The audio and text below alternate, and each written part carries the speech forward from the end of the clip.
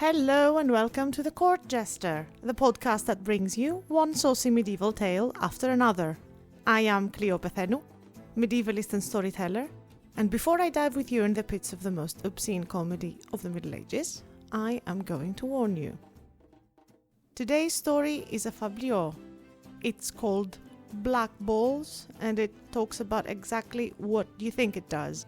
So, alongside the usual fabliau warnings about things generally being misogynistic, gender binary, violent, ableist, disturbing, and in many ways outdated, please keep in mind that there will be also some familiar obscenity with this one. If you find that content offensive, maybe today is not the day for you to be listening to this podcast and come back when you're feeling a little bit saucier. If you're fine with all of the above in the context of a medieval, meant-to-be funny story, let's get started. This is the story of a peasant who had a really nasty wife. So nasty, in fact, she was that aside from the fact that she was completely unpleasant, she also didn't visit her marital bed for more than 7 years.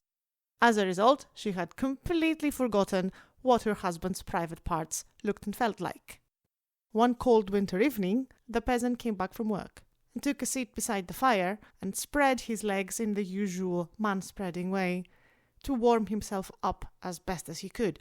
But what he didn't notice, or in fact actually care about, is that his breeches had so many holes and they were so ripped that his testicles were slipping out, which I suppose did not displease him much because that meant that more heat was getting into them. However, the wife, who was sitting across the fire from him, saw the testicle that had slipped through and saw that it was fully black and went into a hissy fit. "What happened to you?" she started wailing. "This didn't used to look like that. I wouldn't have married it if it looked like that. This is such a shame.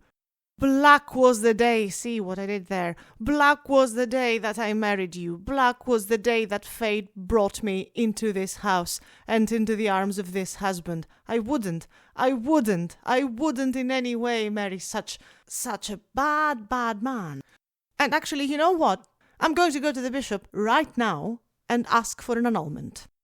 The husband, who by now knew her well, didn't really move a finger from the side of the fire where he was sitting on, and he said, Go with God, wife.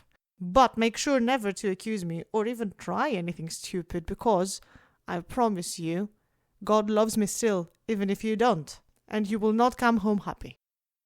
"Oh, you dare threaten me, you peasant, you filthy man, you dare threaten me. Well, I'll go to the bishop right now and tell him everything and see how you will end up without a wife by the end of the day." And I'll have you know that she was so angry that she left and went all the way to Paris to find an actual bishop that could deal with her case with the seriousness that she thought it deserved. At length she was granted an audience and walked in and told the bishop in his face, I sought an audience to let you know that I have been plagued by incredible misfortune, because I was married to a man and I've shared his bed for 7 years unconsummated, and it was only last night that I found the reason why, because now I know and there's clear evidence to justify that not only I was right not to consummate my marriage, but also I shouldn't even contemplate the thing, because I managed to have a look at his private parts, and I can testify before your grace that his cock and his balls are entirely, totally pitch black. And it's also full of hair, so coated it doesn't even look like it's human, and it's swollen and bloated. It's bloated worse than a purse of a moneylender. And as you understand, I cannot possibly consummate this marriage, so can I please have an annulment?" The bishop and his court could barely restrain their laughter, and all of them decided that it's only fair that they hear the peasant's response to the accusations of his wife. So they sent for him. And he obeyed, and before long he was standing before the same court. "Now speak," the bishop asked him. "Your wife accuses you and says that she has justification not to sleep with you for 7 years because everything down there for you is black." "Yes, that's right," jumped in the wife. "Black like a charcoal burner's sack. It must have been my dark fate that led me to this marriage, but yes, it's exactly as I say." But her husband cuts her short. "Woman, be quiet," he says. "And Bishop, I have my own accusations to make against this wife. And I accuse her now of being wasteful for all the fodder that she wastes to wipe her back." "Lies," she says. "Pure lies. Never once in our 7 years' marriage have I used anything to wipe my ass." "So you say," the husband says, "that in 7 years you haven't wiped your ass. And then you're asking yourself why my balls are black?" Now no one in court can hold their laughter, and she knows very well that there is no way to win this.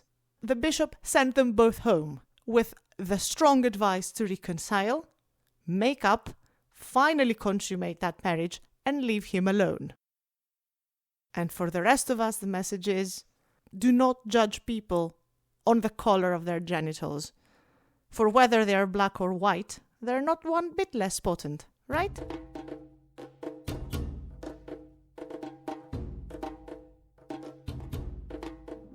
This was the fablio called Black Balls.